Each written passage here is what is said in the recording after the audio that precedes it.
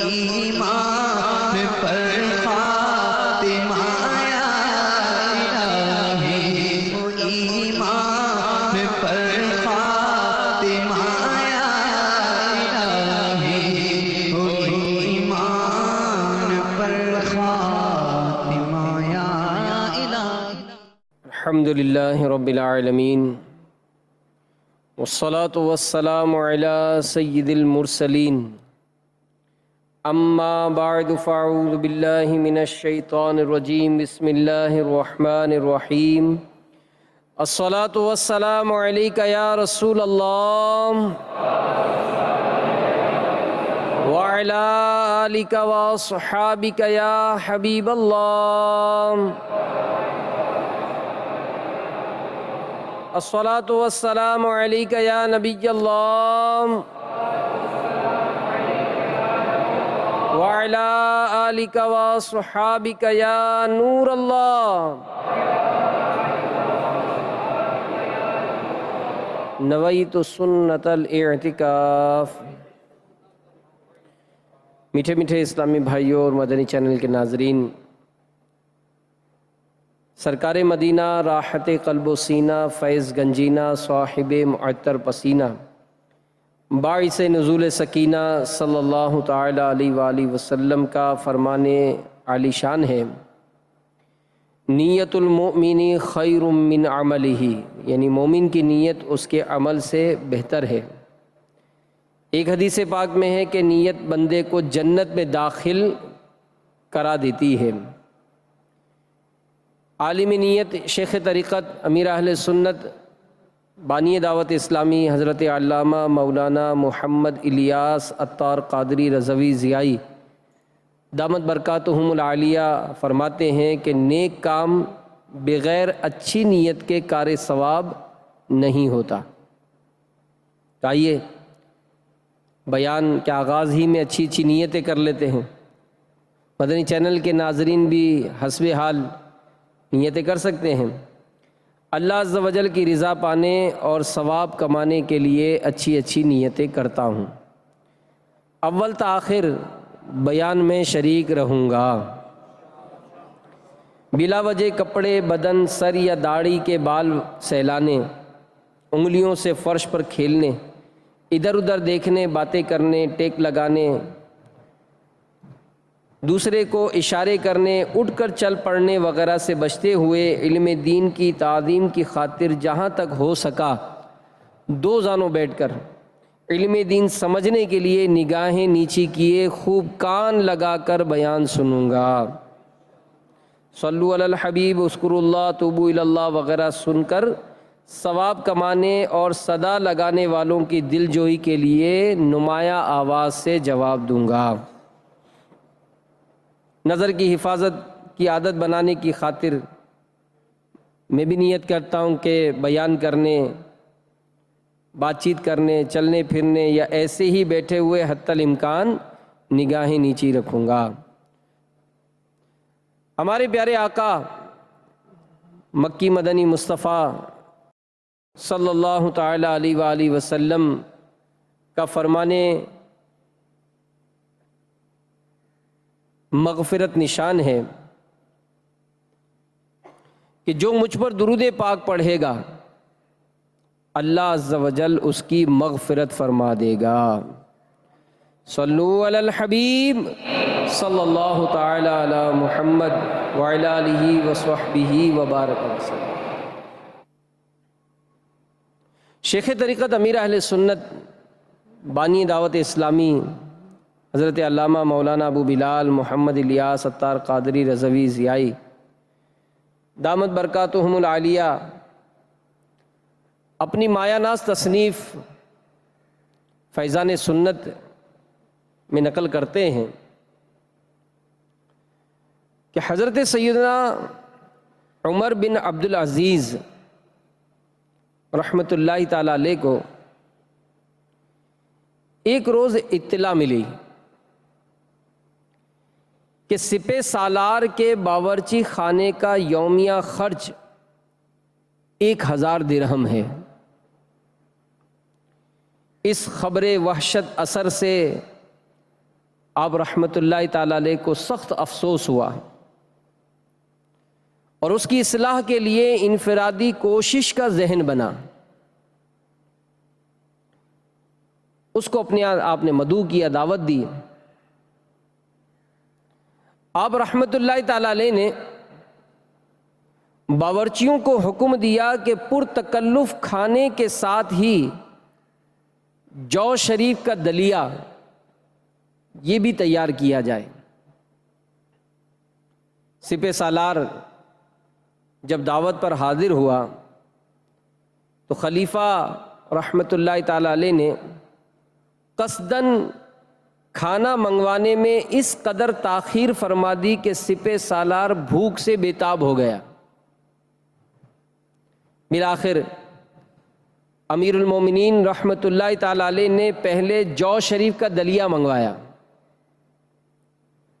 اب سپہ سالار چونکہ بھوکا تھا اس لیے اس نے جو شریف کا دلیا یہ کھانا شروع کر دیا. اور جب پرتکلف کھانے آئے اس وقت اس کا پیٹ بھر چکا تھا. دانا خلیفہ رحمۃ اللہ تعالی علیہ نے پرتکلف کھانوں کی طرف اشارہ کر کے فرمایا، ارے آپ کا کھانا تو اب آیا ہے، لیجئے نا، کھائیے. تو سپہ سالار نے انکار کیا اور کہا کہ حضور میرا پیٹ تو دلیا ہی بھر چکا ہے. امیر المومنین رحمۃ اللہ تعالی علیہ نے فرمایا کہ سبحان اللہ، دلیا بھی کتنا عمدہ کھانا ہے کہ پیٹ بھی بھر دیتا ہے اور ہے بھی اتنا سستا کہ 1 درہم میں 10 آدمیوں کو سیر کر دے. یہ کہہ کر نصیحت کے مدنی پھول لٹاتے ہوئے فرمایا کہ جب آپ دلیے سے بھی گزارا کر سکتے ہیں تو آخر روزانہ 1000 درہم اپنے کھانے پر کیوں خرچ کرتے ہیں؟ سپہ سالار صاحب، خدا سے ڈریے اور اپنے آپ کو زیادہ خرچ کرنے والوں میں داخل نہ کیجیے. اپنے باورچی خانے میں جو رقم بے تحاشا صرف کرتے ہیں وہ رضا الہی عز و جل کے لیے بھوکوں، حاجت مندوں، غریبوں کو دے دیجیے. متقی خلیفہ رحمۃ اللہ تعالی علیہ کی انفرادی کوشش نے سپہ سالار کے دل پر گہرا اثر ڈالا اور اس نے عہد کر لیا کہ آئندہ کھانے میں سادگی اپناؤں گا اور کم خرچ سے کام چلاؤں گا. اللہ عز و جل کی ان پر رحمت ہو اور ان کے صدقے ہماری بے حساب مغفرت ہو. تو میٹھے میٹھے اسلامی بھائیوں، مدنی چینل کے ناظرین، آج ہمارا جو موضوع ہے، جو سلسلہ ایمان کی شاخیں ہم حاضر ہوئے ہیں، اس میں موضوع بھی اسی مناسبت سے ہے کہ خرچ میں میانہ روی اختیار کرنا. اور الحمدللہ ہم مسلمان ہیں، الحمدللہ. تو اللہ تعالیٰ نے اس امت کو ہر قسم کے اعتدال، اخلاقی و روحانی و معاشرتی و تمدنی اور اعتقادی عطا کیا، حتیٰ کہ عبادت و ریاضت میں بھی بد نظمی اور بے اعتدالی نہیں رکھی، اور زندگی گزارنے کے لیے ہر موڑ پر اعتدال کی ہدایت کی. جس طرح بخل ہے، کنجوسی ہے، اس کو ناپسند کیا، تو اسی طرح فضول خرچی کو بھی مکروہ جانا، کہ جہاں اگر سخاوت کو محبوب جانا، اللہ کی راہ میں خرچ کرنے کو پسند کیا. اور حدیث پاک میں بھی نبی کریم صلی اللہ علیہ وآلہ وسلم نے ارشاد فرمایا کہ سخی اللہ کا دوست ہے اگرچہ گناہگاری کیوں نہ ہو. اور اسی طرح بخل یعنی کنجوسی کی مذمت کی، کہ کنجوسی کی تعریف علماء یہی فرماتے ہیں کہ اس چیز کا روکنا جس کا ادا کرنا اس پر واجب ہو، یہ بخل ہے. تو اسلام نے حصول دولت کے غلط طریقے کو حرام قرار دینے کے ساتھ ساتھ جائز طریقے سے حاصل شدہ دولت پر بھی سانپ بن کر بیٹھنے سے منع فرمایا، اللہ کی راہ میں خرچ کرنے کا حکم دیا۔ چنانچہ سورہ آل عمران آیت نمبر 180 میں ارشاد فرمایا کہ ہرگز نہ گمان کریں جو بخل کرتے ہیں، اس میں جو دے رکھا ہے انہیں اللہ تعالیٰ نے اپنے فضل و کرم سے، کہ یہ بخل بہتر ہے ان کے لیے، بلکہ یہ بخل بہت برا ہے، ان کے لیے طوق پہنایا جائے گا انہیں وہ مال جس میں انہوں نے بخل کیا قیامت کے دن۔ تو میرے میٹھے میٹھے اسلامی بھائیوں، بخل، کنجوسی کو اسلام میں پسند نہیں فرمایا گیا۔ ہمارے پیارے آقا صلی اللہ علیہ وآلہ وسلم نے ارشاد فرمایا کہ دو خصلتیں ایک مومن میں بیک وقت اکٹھی نہیں ہو سکتی، کنجوسی اور بدخلقی۔ تو مال کی لالچ، مال کی ہوس سے بھی منع فرمایا گیا۔ چنانچہ سورہ تکاثر میں ارشاد فرمایا، غافل رکھا تمہیں زیادہ سے زیادہ مال جمع کرنے کی ہوس نے، یہاں تک کہ تم قبروں میں جا پہنچے۔ تو بہرحال میرے میٹھے میٹھے اسلامی بھائیوں، فی زمانہ اگر ہم غور کرتے ہیں اور سوچتے ہیں تو آج ہماری اکثریت یہ بے برکتی کی شاکی ہے، نیز تنگ دستی اور پھر اوپر سے کمر توڑ مہنگائی کا رونا روتی ہے۔ اور آج ہر کوئی یہ کہتا سنائی دیتا ہے کہ صاحب پورا نہیں ہوتا، یہ اکثر کی زبان پر ہو کہ پورا نہیں ہوتا۔ تو امیر اہل سنت فرماتے ہیں کہ یقین مانیے، مہنگائی، بے برکتی اور تنگ دستی کا فی زمانہ ایک بہت بڑا سبب غیر ضروری اخراجات ہیں۔ ظاہر ہے جب فضول خرچیوں کا سلسلہ جاری رکھیں گے، اعلیٰ کھانوں، عمدہ مکانوں، پھر ان کے اندر سجاوٹوں کے بیش قیمت سامانوں، مہنگے مہنگے قیمتی لباسوں سے دل لگائے رکھیں گے تو ان کاموں کے لیے خطیر رقموں کی ضرورت رہے گی، اور پھر بے برکتی اور پورا نہیں ہوتا کی راگنیاں بھی جاری رہیں گی۔ تو یہ اصول ہے کہ ایک بیان میں نگران شورا نے ایک بڑی پیاری مثال بھی اس طرح ارشاد فرمائی کہ عموماً ہمارے یہاں معاشرے میں اگر کوئی اپنا بجٹ بناتا ہے تو دیکھتا ہے کہ میرا مہینے کا خرچ 15,000 روپے ہے، میری آمدنی 12,000 روپے ہے، تو اب وہ کوشش کرتا ہے کہ 3,000 روپے میری آمدنی بڑھ جائے۔ اب جیسے ہی وہ 15,000 تک اپنی آمدنی لے کر جاتا ہے تو دیکھا جاتا ہے کہ اس وقت اس کا خرچہ 20,000 ہو جاتا ہے۔ اب وہ کوشش کرتا ہے کہ میری آمدنی 20,000 ہو جائے۔ تو اس طرح جب وہ شخص اپنے اخراجات کے مطابق اپنی آمدنی کو کرنے کی کوشش کرتا ہے، نتیجہ یہ ہوتا ہے کہ وہ حلال و حرام کی تمیز اٹھا دیتا ہے، جبکہ کامیابی کی صورت میں ممکن ہو سکتی ہے کہ انسان اپنے اخراجات اپنی آمدنی کے مطابق کرے، کہ میری آمدنی اگر 12,000 روپے ہے تو آخر کار میں اپنے اس 15,000 کے خرچے کو 12,000 پر کیسے لا سکتا ہوں۔ میری آمدنی اگر 15,000 روپے ہے، میرا خرچہ 20,000 روپے ہے، تو میں کس طرح سے اپنی کوشش کر کے اپنی خرچے کو 15,000 پر لاؤں۔ تو جب انسان اس طرح کی کوشش میں کامیاب ہوتا ہے، جب اس طرح کا تفکر کرتا ہے، سوچتا ہے، تو بسا اوقات اس کو راہ مل جاتی ہے اور بڑی پرسکون زندگی گزارتا ہے۔ حضرت سیدنا امام جعفر صادق علیہ رحمت الرازق کا فرمان ہدایت نشان ہے، جس نے، بڑا غور سے سنیے گا، جس نے اپنا مال فضول خرچیوں میں کھو دیا، اب کہتا ہے اے رب عز و جل مجھے اور دے۔ اللہ تعالیٰ ایسے شخص سے فرماتا ہے، کیا میں نے تجھے میانہ روی کا حکم نہ دیا تھا؟ کیا تو نے میرا یہ ارشاد نہ سنا تھا؟ والذین اذا انفقوا لم یسرفوا ولم یقتروا وکان بین ذلک قواما۔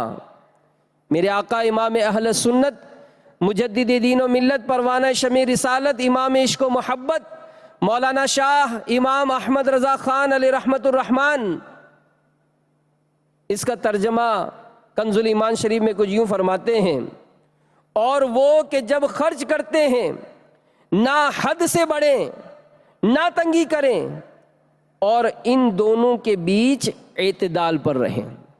تو آج اگر ہم اپنی ساری مشکل کا جو حل ڈھونڈتے ہیں نا، وہ ایک حل ہمارے اس طرح کے احتساب میں ہمیں مل سکتا ہے۔ کہتے ہیں کہ ایک مرتبہ ایک بوڑھا شخص کسی حکیم کے پاس گیا اور حکیم صاحب سے جا کر کہنے لگا کہ حکیم صاحب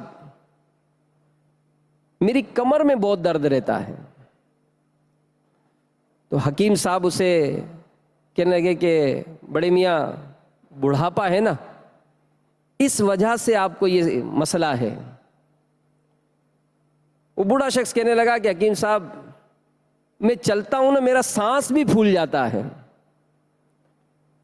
حکیم صاحب کہنے لگے کہ بڑے میاں بڑھاپا ہے نا، اس وجہ سے ایسا ہوتا ہے۔ حکیم صاحب مجھے دکھائی بھی پورا نہیں دیتا ہے، کمزور دکھائی دیتا ہے۔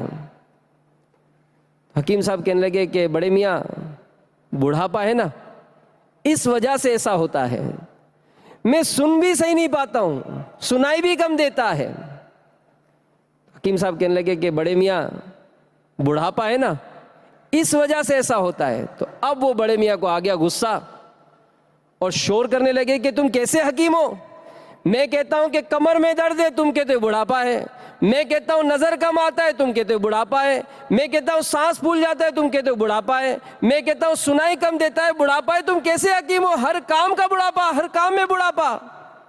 تو حکیم صاحب کہنے لگے کہ بڑے میاں یہ جو آپ کو غصہ آ رہا ہے نا، یہ بھی بڑھاپے کی وجہ سے۔ تو مسئلہ یہی ہے میرے میٹھے میٹھے اسلام میں کہ ہم بسا اوقات اپنے جو مسائل کو جو ڈھونڈنے جاتے ہیں، تو مسائل کا حل یہ ہمارے ہی اپنے ہاتھ میں ہے۔ قرآن و حدیث کی جب تربیت لیتے ہیں، احادیث مبارکہ میں جو زندگی گزارنے کا انداز ہمیں سکھایا گیا، اگر اس کے مطابق ہم اپنی زندگی گزاریں تو میرے میٹھے میٹھے اسلامی بھائیوں، ہم ان معاملات سے خلاصی حاصل کر سکتے ہیں۔ قرآن پاک میں اللہ تبارک و تعالیٰ ارشاد فرماتا ہے وَكُلُوا وَاشْرَبُوا وَلَا تُسْرِفُوا إِنَّهُ لَا يُحِبُّ الْمُسْرِفِينَ۔ ترجمہ کنز الایمان، اور کھاؤ پیو اور حد سے نہ بڑھو، بے شک حد سے بڑھنے والے اسے پسند نہیں۔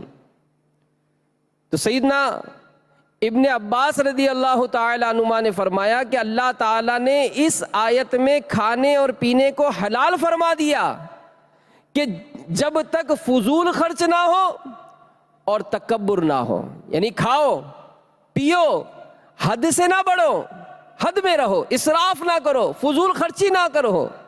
اور اسی طرح پارہ 8 سورہ انعام کی آیت نمبر 141 میں بھی کچھ اس طرح ارشاد فرمایا وَلَا تُسْرِفُوا إِنَّهُ لَا يُحِبُّ الْمُسْرِفِينَ۔ ترجمہ کنز الایمان، اور بے جا نہ خرچو، بے شک بے جا خرچنے والے اسے پسند نہیں ہیں۔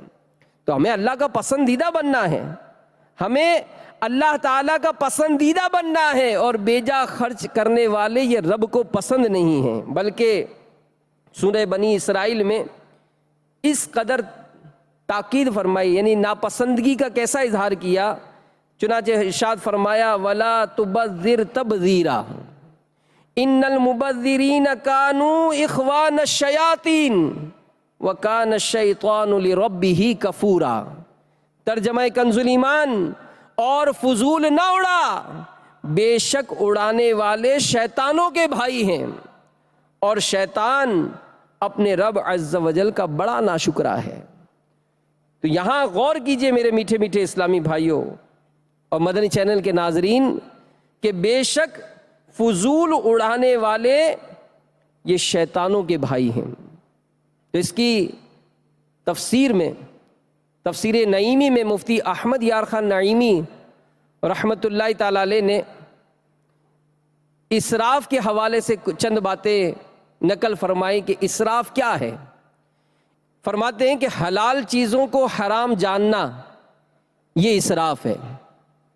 نمبر 2، حرام چیزوں کو استعمال کرنا، اس کو بھی اسراف میں لیا۔ تو میرے میٹھے میٹھے اسلامی بھائیوں، دن رات میں بار بار کھاتے پیتے رہنا جس سے معدہ خراب ہو جائے، بیمار پڑ جائے، اسے بھی اسراف میں لیا گیا۔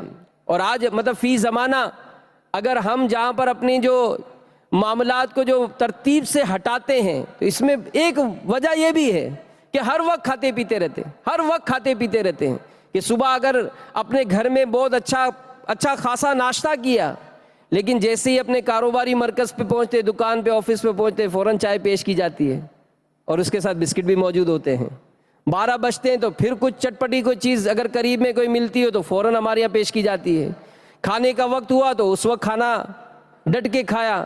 شام جیسے ہوئی تو پھر جناب کوئی نہ کوئی ہماری دکانوں سے، آفسوں سے جو ٹک ٹک ٹک ٹک بیچتے ہوئے گزرتا ہے تو یوں سمجھ لیجئے کہ ہمارے ہاتھ سے کوئی بچ کر نہیں جاتا ہے اور ہم مطلب اونڈیلتے ہی رہتے ہیں اور نتیجتاً کیا کہتے ہیں، یار پورا نہیں ہوتا، یار پورا نہیں ہوتا۔ تو ہم غور کریں اور سوچیں کہ ہمارے اپنے معاملات یہ کس قدر اس معاملے میں بے احتیاطی کا شکار ہے۔ اور سیدنا فاروق اعظم رضی اللہ تعالیٰ عنہ فرماتے ہیں کہ ہر دم شکم سیر رہنے سے بچو کہ یہ بدن کو بیمار، معدے کو خراب اور نماز میں سست کرتا ہے۔ کھانے پینے میں میانہ روی اختیار کرو کہ یہ 100 بیماریوں کا علاج ہے۔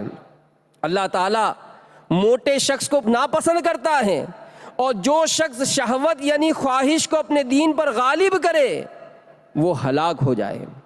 تو بہرحال میرے میٹھے میٹھے اسلامی بھائیوں، اپنے مال کو بھی یعنی حرام چیزوں میں استعمال کرنا یہ بھی اسراف فرمایا گیا۔ اور اس سلسلے میں سرکار اعلیٰ حضرت امام اہل سنت مولانا شاہ امام احمد رضا خان علیہ رحمۃ الرحمن نے فتاوی رضویہ شریف میں اس کی مثال کو یوں بیان فرمائی کہ ایک شخص نے یعنی زید نے، ایک مرد نے سونے چاندی کے کڑے اپنے ہاتھوں میں ڈالے تو اعلیٰ حضرت نے فرمایا کہ یہ اسراف ہے، کیونکہ یہ فعل خود گناہ ہے۔ یعنی مرد کا یہ سونے چاندی کے کڑے پہننا، عورتوں کی اس طرح مشابہت کرنا، یہ فعل گناہ ہے، اسراف ہے۔ اور اسی طرح دوسری مثال دی کہ سونا چاندی کے کڑے کسی نے اگر دریا میں پھینک دیے تو اس کو بھی اسراف فرمایا کہ یہ مال ضائع کرنا ہے، اور اس کی ممانعت پر احادیث موجود ہیں۔ اور اگر کوئی سمجھائے، کوئی کہے کہ جناب یہ تو میرا مال ہے، میں جس طرح خرچ کروں، تو اس کی اجازت نہیں ہے کہ آپ کو اللہ نے مال دیا ہے تو اس مال کو خرچ کرنے کا بھی ارشاد فرمایا ہے، مال ضائع کرنے کا اختیار نہیں ہے۔ تو یہ تو مال و دولت کے معاملات ہیں۔ اگر دیکھا جائے تو زندگی کے ہر ہی شعبے میں ہماری فضول خرچی کی عادت ہے۔ جی ہاں، چاہے اگر زندہ رہنے کے لیے سانسیں لے رہے ہیں تو اگر غور کریں اور سوچیں تو یہ وقت بھی کتنا برباد کرتے ہیں۔ اگر کوئی وضو خانے پہ جاتا ہے تو وہ اپنے معاملات پہ غور کرے کہ جناب اس وقت میں جو پانی استعمال کر رہا ہوں، اس پانی کے استعمال میں بھی کتنا اسراف کرتا ہوں۔ جی ہاں، پانی میں بھی اسراف ہوتا ہے۔ اور سرکار مدینہ صلی اللہ علیہ وآلہ وسلم فرماتے ہیں کہ بد لوگ ہیں جو پانی بہانے میں اسراف کرتے ہیں۔ اب اس کی مثال یوں بھی لی جا سکتی ہے کہ اگر کسی کو کہا جائے کہ ذرا یہ چمچ لیجئے دھوئیے، چمچ لے کر ہم دھونے گئے تو اب بسا اوقات توجہ نہیں ہوتی، لیکن اگر یہ بات یاد رہ جائے تو غور کیجئے گا کہ ایک چھوٹا سا چمچ دھونے کے لیے ہم کتنا پانی اسراف کرتے ہیں۔ نل کھولا اور پورا کا پورا چمچ دھونے کے لیے ہم نے نہ جانے کتنی بوتلیں پانی ضائع کر دی ہیں۔ اور اگر اس کو دھونے کا طریقہ امیر اہل سنت مدنی مذاکرے میں کیا فرماتے ہیں کہ ایسی چیز کو دھونے کا طریقہ یہ کہ پانی ایک برتن میں جمع ہو اور اس برتن میں ڈال کر جب ہم اس کو ڈبوئیں گے اور اس کو ملیں گے تو اسی پانی میں ہمارا جو ہے وہ چکناٹ ختم ہو جائے گی، تھوڑے سے سادے سے پانی سے ہمارا وہ چمچ صاف ہو جائے گا۔ تو بچت کا ذہن نہیں ہے. اگر ہم اپنے بچے کو مطلب کہیں کہ بیٹا جاؤ ہاتھ دھو لو، اب چھوٹا بچہ باپ کی آواز پر ہاتھ دھونے جاتا ہے تو باپ فوراً پیچھے سے آواز دیتا ہے بیٹا دیکھو صابن سے ہاتھ دھونا. اب آپ نے اس چھوٹے سے بچے کو صابن سے بھی ہاتھ دھونے کا ارشاد فرما دیا، لیکن کیا اس کو تربیت دی ہے کہ صابن سے ہاتھ کس طرح دھونے ہیں؟ کہ وہ جب صابن سے ہاتھ دھونے کے لیے بیسن پر جاتا ہے تو اس نے تو نل کھولنا ہے، اور نل کھول کر جو اس نے پھر وہ نل کھلا چھوڑتے ہیں، یہ بڑوں کی بھی عادت ہوتی ہے، پانی گر رہا ہوتا ہے اور جناب ہم اپنے ہاتھوں پہ صابن مل رہے ہوتے ہیں. اور پھر ستم والا ستم یہ کہ جب ہاتھ دھونے کے بعد صابن کو جو رکھا جاتا ہے تو اس صابن دانی میں بھی پانی موجود ہوتا ہے. وہ صابن جو اگر ہماری احتیاط ہو تو کئی ہفتے چل جائے، لیکن چونکہ پانی میں یہ صابن پڑا رہتا ہے تو کچھ ہی دنوں میں گھل کے مطلب ختم ہو جاتا ہے. تو ہم میرے میٹھے میٹھے اسلامی بھائیوں اگر اس طرح کی اپنی طبیعت بنائیں تو ہماری طبیعت جو ہے وہ بن سکتی ہے. یعنی یوں سمجھیں کہ اگر کہا جائے کہ جناب آج سے آپ کو مسجد میں پانی نہیں ملے گا، آپ کو اگر وضو کرنا ہے تو باہر سے منرل واٹر کی بوتل لینی پڑے گی، تو کیا خیال ہے کتنی بوتلوں میں وضو کریں گے؟ ظاہر ہے جب پیسے سے جیب سے پیسہ نکلے گا اور اس پیسے سے ہم اپنا وضو کریں گے تو کتنا احتیاط سے کریں گے کہ جناب یہ احتیاط کرنی ہے. اور ایسے جب پانی ہوتا ہے تو گھروں میں بھی دیکھ لیں کس قدر پانی ضائع ہوتا ہے، اور پھر یہی پانی جب بند ہو جاتا ہے تو ایک ایک قطرے کے لیے تڑپ رہے ہوتے ہیں. پینے کے لیے پانی بھر بھر کر لاتے ہیں گھر میں، بلکہ لوگوں سے ریکویسٹ کرتے ہیں کہ یار میرے کین کو ذرا اوپر تو چڑھا دو، میں پہنچا نہیں سکوں گا، چڑھ نہیں سکوں گا، میرا سانس پھول جاتا ہے. تو خود سوچے انسان کہ یہ جو حالت ہوئی میری، یہ کہیں اس بے برکتی کا سبب تو نہیں ہے جو میرے گھر میں پانی جو ہے میں ضائع کرتا تھا. تو اس طرح سے میرے میٹھے میٹھے اسلامی بھائیوں ہم کئی معاملات میں مطلب غافل ہیں، توجہ نہیں رہتی. اگر کوئی کام کرتا ہے کسی آفس میں یا کسی دکان پر کام کرتا ہے اور آپ کو کسی نے کہا کہ ذرا یار اپنی دکان کا فون نمبر تو لکھ دیجئے گا، اب آپ کے پاس قریبی کمپیوٹر پڑا ہے، آپ نے فوراً اس کا ایک پیپر گھسیٹا اور اس کو ایک نمبر لکھ کر دے دیے. اب سوچیں اور غور کریں کہ ایک چھوٹی سی پرچی کا کام آپ نے اتنے بڑے صفحے پہ کیا. پھر دکان پر بیٹھے، قلم ہے دکان پر، دکان کے استعمال کا، اب چونکہ گاہکوں کا انتظار ہو رہا ہے تو ٹک ٹک ٹک ٹک اپنے کاؤنٹر پر ہم بجاتے ہیں. اب جیسے ہی گاہک آیا کچھ لکھنے کے لیے قلم اٹھایا تو ارے اس کی تو نب ہی ٹوٹ گئی. یہ نب کیسے ٹوٹی؟ یہ آپ کی اپنی غفلت تھی، یہ آپ کی توجہ نہیں تھی. آپ کے جیب میں آپ کے سیٹ صاحب نے وزٹنگ کارڈ دیے کہ آپ میری دکان پر کام کرتے ہیں، جہاں بھی جائیں ذرا اس کی ایڈورٹائز کیجئے گا. اب نماز پڑھنے آئے تو ماموں بیمار ہیں تو امام صاحب کو دعا کے لیے کہنا ہے، اور تو کوئی چیز نہیں ملی، آپ نے اپنا وزٹنگ کارڈ نکالا دکان کا، اسی پہ میرے ماموں بیمار ہیں امام صاحب دعا کیجئے گا. اب آپ خود سوچیں اور غور کریں کہ یہ جو کارڈ آپ کو ملا تھا کس کام کے لیے ملا تھا؟ دکان کی ایڈورٹائزمنٹ کے لیے ملا تھا نا.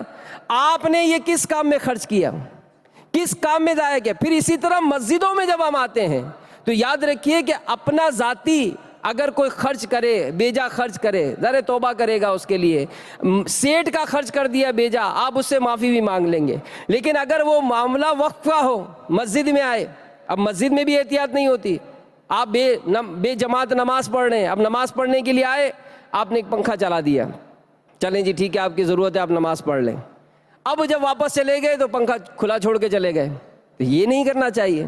پھر اسی طرح اگر ایک نماز پڑھ رہا ہے، ایک پنکھا چلایا، دوسرا آتا ہے تو دوسرا پنکھا چلاتا ہے. تو غور کریں اور سوچیں کہ اگر مسجد کے اخراجات ہیں 10,000 روپے تو وہ خرچہ آپ ہی سے مسجد والے جمع کر کے خرچ کرتے ہیں. اگر یہی خرچہ ہم 25,000 روپے کر دیں تو یہی خرچہ وہ ہم سے وصول کرتے ہیں. تو اس طرح کی کئی مثالیں امیر اہل سنت فرماتے ہیں. کیا اسی طرح روڈ بناتی ہے گورنمنٹ کے، جناب روڈ آپ کے صاف ستھرے کر دیے، اب آپ کے گھر میں بچے کی شادی ہوئی، دیگر کوئی معاملہ ہوا، یہاں تک کہ نیازیں پکانے کے لیے بھی بسا اوقات روڈ پر آگ جلاتے ہیں، کھڈے کر دیتے ہیں. اب آپ بعد میں رونا روتے ہیں جناب گورنمنٹ بناتی نہیں ہے، بناتی نہیں. گورنمنٹ بنائے گی لیکن کس کے خرچے سے بنائے گی؟ آپ کے ہمارے خرچے سے ہمارا یہ سارا کارنامہ پورا کیا جاتا ہے. تو بہرحال میرے میٹھے میٹھے اور پیارے پیارے اسلامی بھائیوں، ہمارے اسلاف بزرگان دین یہ اس معاملے میں بہت محتاط ہوتے تھے. سیدنا عمر بن عبدالعزیز رضی اللہ تعالی عنہ، ان سے جب کوئی ملنے آتا، اپنے جو سرکاری اور حکومتی کاموں سے فارغ ہو جاتے اور اپنی انفرادی عبادت کا وقت آتا تو اپنے وقف کا چراغ جو وقف کے مال سے جل رہا ہوتا تھا اس کو بجھا دیتے اور فرماتے ہیں کہ اب چونکہ میں جو کام کرنا جا رہا ہوں یہ میرا انفرادی کام ہے، یہ میرا انفرادی عمل ہے، اس کے لیے وقف کے چراغ کی حاجت نہیں ہے۔ امیر علیہ سنت کی سیرت میں کئی ایسے واقعات لکھے کہ آپ اگر مسجد میں پہنچے، نماز کا وقت نہیں ہے، سخت گرمی بھی ہے، امیر علیہ سنت اپنی ذات کے لیے پنکھا استعمال نہیں کرتے تھے کہ یہ نمازیوں کی سہولت کے لیے۔ اب یہاں تو مطلب عجیب حال ہے کہ گھر میں لائٹ نہیں ہے تو مسجد میں آ کر سو گئے، پنکھے چلا کر سو گئے، پنکھے کھلے چھوڑ کر چلے گئے۔ تو بہرحال میرے میٹھے میٹھے اور پیارے پیارے اسلامی بھائیوں، ہم جو بے برکتی کا رونا روتے ہیں تو اس کی کئی وجوہات ہیں کہ ہماری اپنی اس میں کوتاہیاں بہت ہیں۔ کھانے پینے کے معاملات میں ہمارا معاملہ بہت ایڈوانس ہے، اسی طرح جو ضروریات کی چیزیں ہوتی ہیں تو اس میں بھی ہمارا جو انداز ہے، اسٹینڈرڈ جو ہے ہمارا وہ بہت ہائی ہے، ہلکی پھلکی چیزیں نہیں چلتی ہیں۔ بچوں کو بھی گھمانے لے جائیں گے، اچھے ہوٹل میں لے جائیں گے، بلکہ یہاں تک سنا ہے کہ بال کٹوانے تک جاتے ہیں تو بعض ایسے ہیں کہ جو 3-3 5-5 ہزار سے بال کٹانے پر دیتے ہیں۔ اب کیا وہ بال کٹتے ہوں گے اس میں کہ جس میں 5,000 روپے تک خرچ ہوتے ہیں؟ تو بہرحال اپنے محاسبہ کریں۔ اور اس معاملے میں نگران شورا نے اپنے ایک بیان میں یہاں تک فرمایا کہ ہم اگر غور کریں اور سوچیں تو اپنا وقت بھی برباد کرتے ہیں۔ مثال اگر کسی کو 8 بجے اٹھنا ہے، وہ 8 بجے اٹھنے کے لیے الارم لگاتا ہے، الارم بجتا ہے وہ اٹھ بھی جاتا ہے، لیکن بس وہ دبا دیا اس کو کہ 5 منٹ بعد پھر بجے گا، پھر دبا دیا کہ 5 منٹ بعد پھر بجے گا، یہاں تک کہ اٹھنے میں ہی ہم اپنے کئی منٹ جو ہے وہ ضائع کر دیتے ہیں۔ تو میرے میٹھے میٹھے اسلامی بھائیوں، ہم اس میں اپنا بچت کا ذہن بنائیں اور جہاں بھی ہوں اس میں مطلب اپنا غور کریں اور سوچیں کہ یہ جو گھنٹوں میں فضولیات پہ صرف کر دیتا ہوں، موبائل پر فون پہ بات کرنے میں، دیگر معاملات میں ہم جو اپنا وقت ضائع کرتے ہیں، اگر اس کے علاوہ سوچیں اور غور کریں تو اپنا ذہن بنائیں کہ اگر ایک مرتبہ کوئی سبحان اللہ، اللہ اکبر، الحمدللہ یا لا الہ الا اللہ کہے گا، جنت میں اس کے لیے کھجور کا درخت لگا دیا جائے گا۔ اور یہ جب تک جیتے جی موقع ہے، ہو سکتا ہے، مرنے کے بعد موقع نہیں ملے گا۔ مرنے کے بعد بندہ چاہے گا کہ میں 2 رکعت نماز پڑھ لوں، موقع نہیں ملے گا۔ ایک مرتبہ سبحان اللہ کہہ لوں، موقع نہیں ملے گا۔ تو آج اگر اپنا وقت ضائع ہو رہا ہے، اپنا مال ضائع ہو رہا ہے، تو میرے میٹھے میٹھے اسلامی بھائیوں، اس میں ہم اپنا محاسبہ کر لیں اور غور کر لیں۔ مفتی احمد یار خان نعیمی رحمۃ اللہ تعالی علیہ میرات المناجی جلد 7 صفحہ 116 کے حاشیے میں مال برباد کرنے کی 4 صورتیں ارشاد فرماتے ہیں۔ نمبر 1، ناجائز جگہ خرچ کرنا۔ نمبر 2، بلا وجہ مال لٹا دینا۔ نمبر 3، لوگوں میں مال بانٹ دینا۔ اور نمبر 4، سارا مال خیرات کر کے اپنے اور اپنی اولاد کو بھکاری اور فقیر بنا دیا۔ اس کی مثال یوں سمجھ لیجئے کہ حدیث پاک میں ہے، ایک شخص انڈا برابر سونا لے کر سرکار مدینہ صلی اللہ علیہ وآلہ وسلم کی بارگاہ میں حاضر ہوا اور عرض کی کہ میں نے ایک کان میں یہ سونا پایا ہے، اسے تصدق کرتا ہوں یعنی صدقہ کرتا ہوں، اس کے سوا میری ملک کچھ بھی نہیں ہے۔ میرے آقا صلی اللہ علیہ وآلہ وسلم نے اعراض فرمایا، اسے توجہ ہٹا دی۔ اس نے پھر عرض کی، آپ نے پھر اعراض فرمایا، اس نے پھر عرض کی، آپ نے پھر اعراض فرمایا۔ جب اس نے پھر عرض کی تو اس سے سونا لیا اور ناراضگی کا اظہار کیا اور فرمایا کہ تم میں سے ایک شخص پورا مال لاتا ہے کہ یہ صدقہ ہے، پھر لوگوں سے بھیک مانگے گا، بہتر صدقہ وہ ہے جس کے بعد آدمی محتاج نہ ہو۔ اور اس کے بارے میں سورہ فرقان کی آیت نمبر 67 میں ارشاد ہوتا ہے، اور جو خرچ کرتے ہیں اور نہ تنگی کریں اور ان دونوں کے بیچ اعتدال میں رہیں، یعنی میانہ روی اختیار کریں۔ اور حضرت عبداللہ ابن مسعود رضی اللہ تعالیٰ عنہ بیان کرتے ہیں کہ میرے آقا مکی مدنی مصطفیٰ صلی اللہ علیہ وآلہ وسلم نے ارشاد فرمایا، جس شخص نے اعتدال اور میانہ روی اختیار کی وہ تنگ دست نہیں ہوگا۔ پھر اعتدال کا تعلق لباس سے بھی ہے۔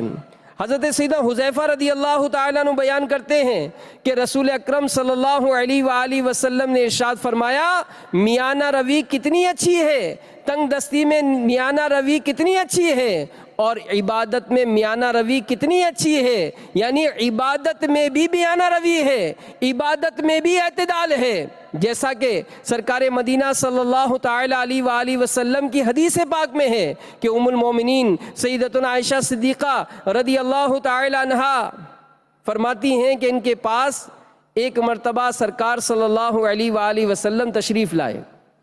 اس وقت ان کے پاس ایک عورت بیٹھی تھی۔ آپ نے فرمایا یہ کون ہے؟ فرمایا یہ فلاں عورت ہے، اس کی نمازوں کا بڑا چرچا ہے۔ آپ نے فرمایا چھوڑ دو، اتنا عمل کرو جتنا ہمیشہ کر سکو۔ بخدا اللہ عز و جل اس وقت تک نہیں اکتاتا جب تک تم نہ اکتاؤ۔ اللہ عز و جل کے نزدیک پسندیدہ عمل وہ ہے جس پر بندہ ہمیشگی کرے۔ تو اعتدال، میانہ روی۔ اور میرے میٹھے میٹھے اسلامی بھائیوں، ہمارے پیارے آقا صلی اللہ تعالی علیہ وآلہ وسلم کی سیرت کا ہم مطالعہ کریں، یعنی اسلام جو دین فطرت ہے میانہ روی کا تقاضا کرتا ہے۔ اور یاد رکھیے کہ نیکی اور فضیلت حاصل کرنے کا درست طریقہ ہی وہی ہے جو ہمارے آقا صلی اللہ علیہ وآلہ وسلم نے ہمیں دیا۔ سنت کے مطابق جو زندگی گزارے گا، صحابہ کرام علیہم رضوان کی سیرت کو سامنے رکھ کر جو زندگی گزارے گا، بزرگان دین صالحین کی زندگی کو سامنے رکھ کر اپنے شب و روز بنائے گا، انشاءاللہ وہ معتدل رہے گا۔ کہ ہمارے پیارے آقا صلی اللہ علیہ وآلہ وسلم نے کھانا بھی تناول فرمایا، فاقہ بھی کیا، پیٹ پر پتھر بھی باندھے، سادہ لباس پہنتے، جب کوئی آتا تو اپنا لباس بھی تبدیل کر لیتے، یعنی کتنا پیارا انداز۔ اور چاہے کوئی شخص تنگ دست ہو، فراخ دست ہو، مالدار ہو، نبی کریم صلی اللہ علیہ وآلہ وسلم کی سیرت نمونہ ہے۔ تو بہرحال میرے میٹھے میٹھے اسلامی بھائیوں، ہمیں اپنا محاسبہ یہ کرنے کی ضرورت ہے، اور جو بے برکتی کے جو اسباب بیان ہوئے اس کے بارے میں غور و فکر کریں کہ آخر کون کون سے ایسے عوامل ہیں کہ جس کے سبب ہمارے جو کاروبار ہے، ہمارا جو گھر بار ہے، ہمارے جو معاملات ہیں، اس میں ہمیں برکت نصیب نہیں ہو رہی۔ کئی ایسی معاملات بھی بیان کیے، جیسا کہ اگر کوئی شخص اپنے کھانے میں برکت نہیں پاتا، کھانے میں اس کو اگر برکت نہیں ملتی، تو وہ یہ روایت سنیے کہ حضرت سیدنا انس رضی اللہ تعالی عنہ بیان کرتے ہیں کہ رسول پاک صاحب لولاک صلی اللہ علیہ وآلہ وسلم نے فرمایا جو یہ چاہتا ہو کہ اللہ تعالیٰ اس کے گھر میں خیر کی برکت کرے، وہ کھانے سے پہلے اور بعد ہاتھ دھوئے اور کلی کرے۔ یہ برکت حاصل کرنے کا طریقہ۔ اب میں بھی غور کروں، آپ بھی غور کریں، مدنی چینل کے ناظرین بھی غور کریں کہ کیا ہمارا معاملہ ہے کھانا کھانے سے پہلے ہاتھ دھوتے، کلی کرتے، منہ کا اگلا حصہ یہ تر کرنا، یہ کھانا کھانے کا وضو ہے۔ کھانا کھانے کے بعد کیا ہم اپنا ہاتھ دھوتے ہیں، کلی کرتے ہیں، برکت بتائی گئی۔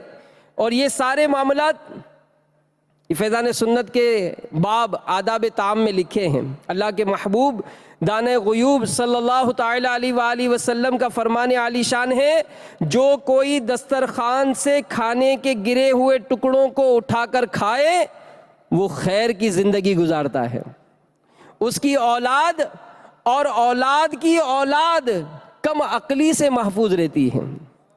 ہمارے دسترخوان کا عالم کیا ہوتا ہے؟ دسترخوان پر عالم کیا ہوتا ہے؟ اتنا کھانا گراتے ہیں، پھر کھانا گرا کر اٹھاتے بھی نہیں ہیں، بلکہ دسترخوان لپیٹ کر اس کو کہیں ڈال دیتے ہیں۔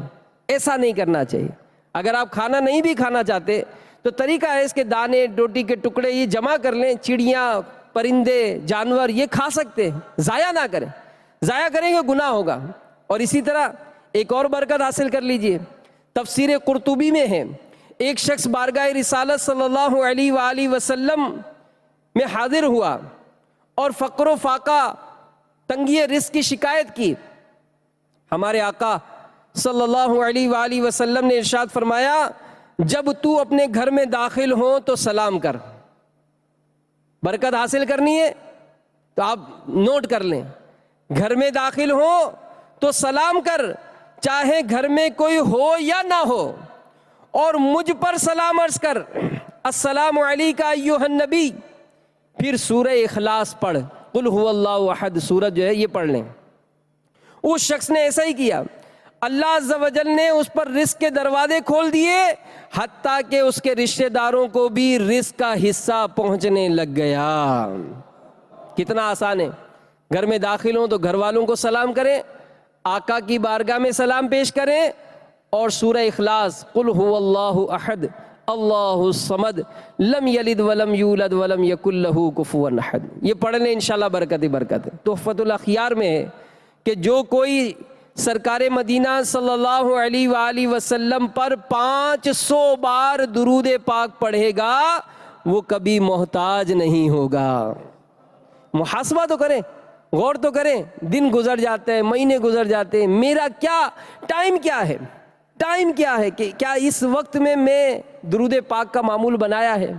اور گزشتہ دنوں تربیتی اجتماع میں ایک بڑی پیاری بات نگران شورا نے توجہ دلائی، بڑی پیاری بات توجہ دلائی، وہ یہ تھی کہ جس طرح مدینے جانے کی ہر کوئی کو آرزو ہے، ہر کوئی کو آرزو ہے کہ یار میں مدینے جانا چاہتا ہوں، تو ہم یہ کہتے ہیں کہ جناب آتے ہیں وہی جن کو سرکار بلاتے ہیں، آتے ہیں وہی جن کو سرکار بلاتے ہیں۔